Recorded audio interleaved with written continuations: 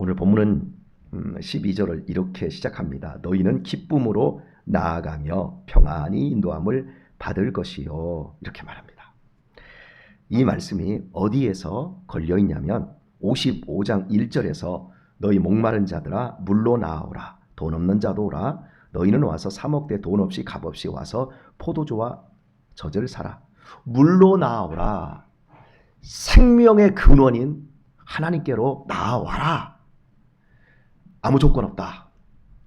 돈 없어도 괜찮다. 와라. 와서 값없이 내가 주는 걸 사 먹어라. 너희가 어찌 양식 아닌 것을 위하여 은을 달아주며 배부르게 못할 것을 위하여 수고하느냐. 헛수고하지 말고 나에게 나와라. 이렇게 시작된 말씀에 대한 마지막 결론과 해답으로서 너희는 기쁨으로 나아가며 평안히 인도함을 받을 것이요. 이렇게 결론을 짓고 있습니다. 하나님께 나아오는 길은 가시밭길이 아닙니다.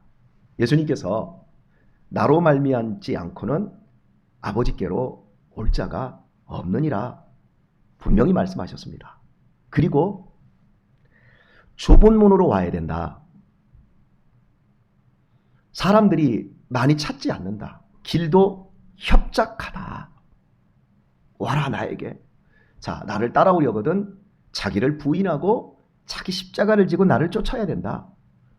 얼핏 듣기에는 하나님 아버지께로 가는 길이 엄청나게 험한 길이고 고단하고 괴로운 길로 들립니다. 한번 여쭤보겠습니다. 이미 좁은 길을 통해 여기까지 오셨고 자기를 부인하며 십자가를 지고 여기까지 여러분 오셨는데 정말 이 길이 괴롭고 힘들고 아픈 길이었나요? 아니었지요. 이 길 아니었으면 우리가 살아가야 될 이유도 없었고 삶을 버텨낼 목적도 없었어요. 그지요? 참 이 길이었기 때문에 우리가 살았어요. 이 길이었기 때문에 우리가 지금까지 숨쉬고 있는 거예요. 그러니까 저는 이렇게 얘기하고 싶어요. 좁은 문은 좁은데 들어와 보니까 엄청 넓은 세계가 있어요. 그치요? 나를 부인하고 보니까 나 같은 건 정말 아무짝에도 쓸모없는 것이었구나. 그래서 하나님이 나를 부인하라고 했구나. 십자가를 지고 보니까 이 십자가가 나를 세상 탕류에 흘러가지 않도록 나를 붙잡아 두고 든든하게 진리의 길을 가게 하는 원동력이었구나. 이런 걸 깨닫지 않습니까? 흔히들 이렇게 말합니다. 그거 맛을 안 봤으면 얘기를 하지 마. 그치요? 예. 맛보고 경험하고 보니까 이 길이 사람들이 보기에 가시밭길인데 어떻게 무슨 재미로 교회를 다니냐. 어떻게 세상 재미를 버리고 어떻게 교회만 다닐 수 있느냐. 이렇게 묻는 사람들의 그 질문과 내가 누리고 있는, 내가 알고 있고 경험하고 있는 이 삶의 기쁨. 너희들이 부유한 척하고 너희들이 행복한 척하고 시원한 척하지만 너희들은 목말라 죽어가고 있고 너희들은 죽음이라는 프리즘 앞에 서면 너희들은 두려움과 공포에 질려 있고 그게 삶이냐? 그게 재미냐? 그게 평안이냐? 그런데 나는 괜찮아. 나는 생명의 근원 되시는 하나님을 알고 있어. 그분 안에서 내가 누리고 있는 이 기쁨과 평화를 나는 오히려 너희들에게 주기를 원해. 여러분, 우리가 지금 이렇게 고백하고 있지 않습니까? 그래서 오늘 본문에서 너희는 기쁨으로 나아가며 평안히 인도함을 받을 것이요. 그렇습니다. 이 길은 가시밭길이 아닙니다. 오히려 기쁨의 길이고 평안의 길입니다. 문제가 뭐냐면 내 욕심을 버리지 못하면 이 길이 가시밭길이 되는 거예요. 내 욕망을 내려놓지를 못하면 이 길은 아골 골짜기와 같은 비극적인 길이 되어지는 거지요. 본문을 보면 계속해서 보면 산들과 작은 산들이 너희 앞에서 노래를 바라고 들의 모든 나무가 손바닥을 칠 것이며 이렇게 말씀되어 있습니다. 나무들이 박수를 합니다. 산이 노래합니다. 왜요? 하나님께로 나아가는 길이 축복의 길이기 때문에 자연 만물도 우리가 가는 그 길에서 감격하며 축하를 보내고 있는 이런 모습으로 이사야가 말씀을 하고 있습니다. 하나님께서 우리의 인생길을 함께 하고 있습니다. 이게 우리가 이 가시밭길 같은 인생이지만 기쁨으로 살아갈 수 있는 힘이 됩니다. 우리 아이들이 이 고백을 했어요. 그 국토종단하면서 작년에 해남 땅끝마을까지 갔지 않습니까? 해남 땅끝마을 그 마지막 한 13km를 남겨놓고 잠을 자는데 제가 유신이한테 그런 얘기를 했어요. 애들 이렇게 누웠는데 야, 우리가 어떻게 560km를 이렇게 왔는지 모르겠다. 정말 니네들 수고 많이 했다. 내가 이렇게 얘기를 했더니 우리 아들들이 한다는 말, 그때 유신이가 그 말을 했던 것 같아요. 우리는 아버지 등만 보고 왔어요. 그냥 아버지가 함께 하니까 올 수 있었다는 거죠. 그 말이 걔들이 고백을 그렇게 했든 안 했든 그 말은 사실은 진리예요. 지네들이 어디를 가겠습니까? 아버지 없었으면 지네들이 16길을 가겠습니까? 4km를 제대로 가겠습니까? 아버지가 있었으니까 아버지 등만 따라서 온 거죠. 가는 길에 로드킬이라고 하는 뭐 고라니도 치여 죽어 있고 뱀도 죽어 있고 막 길바닥에 먼 죽은 시체들이 너무너무 많습니다. 살아있는 뱀이 꿈틀대고 앞에 있어서 야 밟지 마. 그리고 제가 옆으로 이렇게 할 때도 있었고 위험스러운 상황들이 참 많아요. 차 이렇게 길 가장자리를 걷다 보면 이 차가 이쪽에서 이렇게 지나가잖아요. 이렇게 지나가니까 바람 확 지나가고 막 몸이 훅훅 막 움직일 정도로 바람이 훅훅 지나가. 그런 길을 어떻게 지나왔겠어요? 아버지가 있었으니까. 걔네들은 전혀 위험하지 않고 아버지의 사인, 아버지의 신호, 아버지의 지시를 따라 함께 올 수 있었던 거죠. 하나님은 나한테 와라 해놓고 우리가 혼자 분투하고 혼자 금식하고 철야해야 그 길을 갈 수 있는 그 고단한 길이 아니라 하나님이 아들을 이 땅에 보내신 거예요.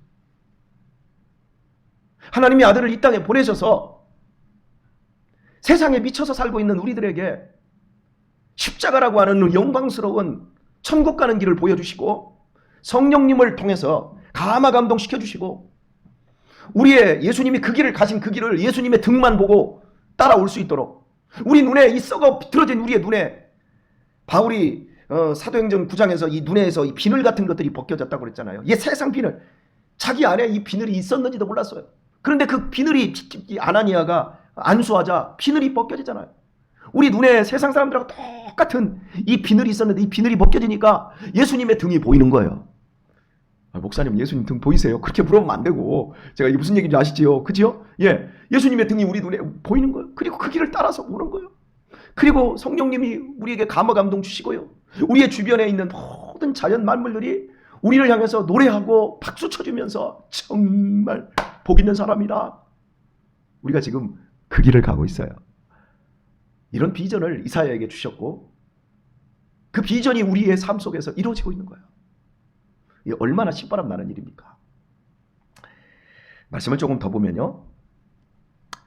잣나무는 가시나무를 대신하여 나며 처음에는 인생길이 가시길이었어요. 가시나무 맨 찌르는 거예요. 그렇게 힘들고 어려웠어요. 그런데 조금 더 가니까 잣나무예요. 여러분 잣나무 이 고베르나무거든요. 이걸로 지금 뭘 만들었죠? 방주 만들었잖아요. 그치요? 예. 우리의 인생이 방주가 돼가는 거예요. 막 가시 같은 인생. 내 인생을 살펴보면 막 남을 찌르고 나도 찔리고 무슨 뭐 기쁘고 즐거운 일이 없었는데 이제는 내 삶 자체가 든든한 방주가 되어가는 그 길. 이렇게 대신하여 나며 화석류는 진려를 대신하여 진려가 뭡니까? 막 넝쿨 식물 아닙니까? 이 넝쿨 식물 다른 거에 칭칭 감아가지고 다른 것도 죽여버리고 막 찌르고 이게 우리 시골에서 막 찔레 같은 거 있잖아요. 까치밥 같은 이런 막 그 식물들 이런 것들을 보면 정말 괴롭거든요. 그런데 이런 걸 진려를 대신하여 화석류가 난다. 이 화석류도 이 진려와 약간 비슷한 과인데 우리는 화석류가 잘 뭔지 몰라. 그런데 제가 이게 주석을 보니까 화석류는 향기를 품었대요. 그래서 상처를 내면 향기를 묻히는 나무라고 이렇게 되어 있더라고요. 우리 그렇잖아요. 우리가 예전에는 정말 인생을 살기 버거울 정도로 힘들었던 사람들이었지만 지금 여러분 우리의 삶이 어떻습니까? 찌르면 향기를 묻혀주잖아요. 우리의 삶이 얼마나 아름답고 정말 복된 인생을 지금 살아가고 있습니까? 이런 비전을 하나님이 주셨고요. 그러면서 하나님이 이렇게 말씀합니다. 이것이 여호와의 명예가 되며 영영한 표징이 되어 끊어지지 아니하리라 하시니라. 하나님이 명예를 걸고 당신의 이름을 걸고 이 일들을 이루어 내신다는 거예요. 자기 이름 위하여 다윗을 의의 길로 인도하시는도다. 시편 23편에서 자기 이름 위하여 의의 길로 인도하시는도다. 내 이름이 있는 거야. 내 이름 때문에, 나 때문에 내 명예를 걸고 내가 너희를 이렇게 인도하겠다. 우리 한 사람 한 사람은 하나님이 당신의 명예를 걸고 우리를 책임지고 있고 돌보고 있고 인도하고 있고 우리를 이끄시고 계시는 겁니다. 이 복된 은혜 속에 있어요. 하나님이 누구냐고요? 우리 아버지예요. 우리의 보호자예요. 우리의 구원자예요. 사랑하는 교회 여러분, 하나님을 감격하고 하나님을 누리실 수 있기를 바랍니다. 인생을 살아가면서 우리가 아버지에 대한 상이 굴곡이 많이 되어 있어요. 아버지들이 여러 단점들이 있었어요. 우리 시대에 우리들의 아버지들, 1920년대, 30년대 그때 태어나셨던 우리의 아버지, 어머니 세대들은 할 줄 아는 게 자식들에게 큰 기침하고 가부장적이고, 그 아이들은 뭐라고 할까요? 대접도 못 받고, 이런 속에서 우리 성도님들이 다 자라나셨거든요. 그러다 보니까 우리 하나님을 정말 거룩하신 하나님, 이걸로는 우리가 잘 알지만 훈장 같고 무서운 사감 선생님 같은 아버지, 이런 것들은 우리에게 있지만 하나님이 얼마나 친밀하고 얼마나 좋으신 분인지, 이런 아버지 상이 하나님에게서 잘 이게 느껴지기가 너무너무 힘이 들거든요. 하지만 하나님은 완벽한 하나님이십니다. 하나님은 우리들에게 너무너무 좋은 아버지이십니다. 당신의 명예를 걸고 우리를 당신 앞으로 나오게 하시고 우리로 하여금 즐겁게 그 길을 가게 하시는 하나님이시라는 이 사실, 오늘의 말씀을 맺도록 하겠습니다. 마가복음 4장에서 예수님께서 제자들에게 말씀합니다. 야, 우리 저편으로 가자, 이렇게 말해요. 그래서 배를 타고 한 배에 제자들과 함께 올랐는데 따르는 사람들이 또 많아요. 그래서 여러 배가 함께 이 바다를 건너게 되는데, 바다를 건너가고 있는데 얼마나 즐거워요. 예수님께서 저편으로 가자 그랬는데 중간에 풍랑이 일어서 물결이 그 배에 가득 들어올 정도로 풍랑이 거세졌어요. 근데 예수님께서는 고물, 즉 갑판 위에서 주무시고 계셔요. 그러니까 제자들이 다 죽게 생겼는데 예수님 주무셔서야 되겠습니까? 라고 말씀하자 예수님께서 딱 일어나시더니 딱 한다는 말이에요. 고요하라, 잠잠하라, 그만 했더니 바람이 뚝 하고 사라져버리는 겁니다. 그러면서 제자들에게 어찌 의심하였느냐, 이 믿음이 적은 자들아, 이렇게 말씀하시지요. 그리고 사람들은 깜짝 놀랍니다. 저 사람이 누구간데 바람도 꾸짖고 바람까지 말을 듣게 하느냐. 다 놀라요. 그 예수님이 우리에게 보여주시려고 했던 거 뭐냐면, 이쪽에서 저쪽 거라사 지방으로 그냥 넘어가는 걸 보여주는 게 아니라 우리로 하여금 이 세계에서 저 영원한 세계, 악도 없고 죄도 없고 아픔도 없고 비극도 없는, 죽음도 없는 저 영원한 세계를 향해서 예수님께서 야, 건너가자, 내 배에 함께 타자. 우리 주님께서 이 땅에 오셔서 우리로 하여금 자, 나한테 와라, 값없이 와라, 하나님이 이렇게 초청하셨지만 예수님이 오셔서 우리에게 구원 방주가 되시고 예수님이 머리가 되시고 그리고 한 배에 탄 거예요. 그 배가 뭐라고요? 교회예요. 그러니까 하나님께서 십자가로 말미암아 최고의 그 끝에, 복음의 끝에 무엇을 두고 계십니까? 교회를 두고 계시잖아요. 예수님이 머리가 되시고 우리는 그의 지체가 된 교회 안에 우리가 있습니다. 우리는 지금 뭐 하고 있어요? 이 죽음의 땅에서 이 세상이라고 하는 한 세상이라고 하는 시간의 바다를 거슬러 저 영원한 천국을 향해 주님과 함께 나아가고 있는 겁니다. 세상 사람들에게 당신들도 빨리 우리 함께 건너갑시다, 여기 타세요, 여기 타세요, 우리는 그렇게 간절하게 그들에게 원하고 있고 그들에게 전도하고 있어요. 우리는 여기 타고 있는데 이 코로나 시기에 여기에서 내린 사람이 있다는 게 나는 너무 안타까워요. 계속해서 타는 사람들이 많아야 돼요. 그리고요, 그 배가 건너가는데 풍랑이 일잖아요. 막 흔들리잖아요. 그러니까 여러분, 사람들이 두려운 거지요. 두려워하지 마세요. 예수님이 어느 시기가 되면 그러면 풍랑을 일으키는 악한 어둠의 세력들도 그만두게 되어 있습니다. 이게 하나님이 하셔요. 이걸 보여주신 거예요, 예수님이. 지금 우리가 이 코로나로 말미암아 이 광풍 속에서 막 흔들렸어요. 흔들리면서 야, 차라리 여기 타고 있는 바에야 저 세상에 있는 게 훨씬 낫겠다. 내려요. 여러분, 예수님께서 초청하시잖아요. 노아의 때에도 예수님께서 막 잔치를 열면서 노아의 때에도 사람들에게 초청을 했는데 사람들이 오지 않은 이유를 이렇게 말합니다. 그들이 먹고 마시며 장가가고 집 짓고 이렇게 얘기해요. 그들이 구원방주에 타지 않는 이유가 뭐예요? 술 먹고 마약하고 범죄하고 더럽고 이 짓 하다가 안 탄 게 아니라 먹고 마시며 정상적인 삶, 집 짓고 장사하고 시집가고 장가가고 정상적인 삶을 살다가 안 탄 거예요. 노아의 방주에. 그런 것처럼 정상적인 삶이라고 하는 그 삶을 살다가 구원의 방주에 타라고 할 때도 노아의 시대의 사람들이 안 탔던 것처럼 내 시대에 내가 이렇게 초청하고 내가 구원의 방주가 되어 머리가 되어 저쪽으로 건너가자 그러는데도 사람들이 정상적으로 돈을 벌고 정상적으로 일을 하고 정상적으로 학교 공부하고 정상적으로 시집가고 정상적으로 직장 들어가야 되고 그것 때문에 안 오는 거예요. 근데 저와 여러분이 지금 어디 있어요? 이 구원 방주 안에 있어요. 그리고 한 걸음씩 가고 있는데 풍랑일수록 이 풍랑으로 말미암아 이 세상은 더 위험한 것인 줄을 알게 되었고 하나님이 이 풍랑도 다스리고 계시구나. 할렐루야.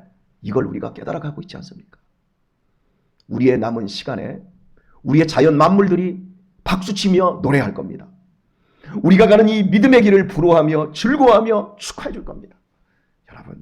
여러분의 시간들 속에서 가시 같은 마음을 잣나무처럼 바꾸시고 그리고 여러분 진리와 같이 찔리고 피 흘렸던 그런 것들을 이제는 찔리면 찔릴수록 더 향기를 발해서 아름다운 구원의 이 길을 나타내고 선포할 수 있는 그런 멋진 삶을 살아내실 수 있기를 오늘도 바로 그 삶을 사실 수 있기를 우리 주 예수님의 이름으로 축원합니다.